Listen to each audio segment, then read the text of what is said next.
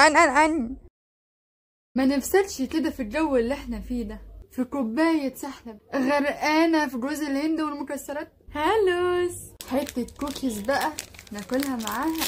بصراحة انا مش جايبة دي بس، انا جايبة واحدة كوكيز كمان نوع تاني، والشوكولاتة اللي بتفرقع في البق. نبقى نجربهم في الاخر. مبدئيا كده انا هعملها بطريقتين، الطريقة العادية في البيت والطريقة اللي هي بتبقى في اكياس جاهزة دي، وهنشوف في فرق ولا لا. اول طريقة معانا هي طريقة زياد. حطيت كوباية لبن وعليهم معلقة صغيرة نشا ومعلقة سكر، وقلبي قلبي قلبي نولع النار لحد ما القوام يتقل معانا كده، ونصب في الكوباية بتاعتنا. وانا بصب اكتشفت حاجة غريبة، قعر الكنكة اتحرق، اما اعرفش ليه.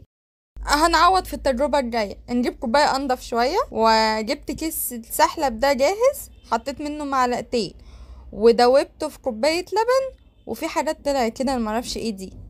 المهم حطيته هو كمان على النار، وحطيت سكر عشان نسيت، لحد ما قوامه تقل وصبته هو كمان.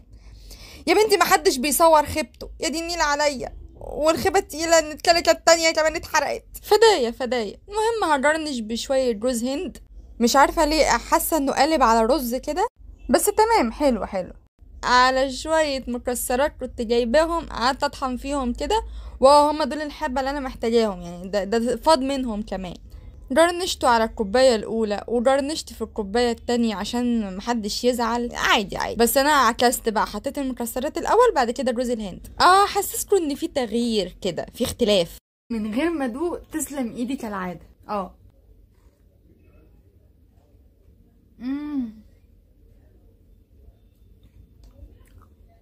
رب قلبي يذوب. الطريقة التانية بقى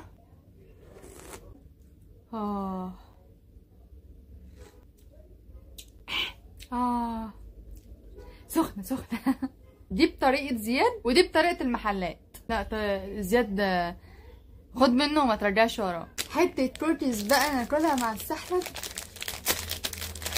وكده الليلة قضيت. ايه ده، دي مكسرة، يلا مش مشكلة. بصراحة انا مش جايبة دي بس، انا جايبة واحدة كوكيز كمان نوع تاني، والشوكولاتة اللي بتفرقع في البق عادي صح، مش بتتخن اصلا. الفرق ما بين دي ودي، دي دبل شوكليت ودي شوكليت شيبس بس. لازم يبقى اكيد في فرق اكيد. استنى ندوق التانية كده. واو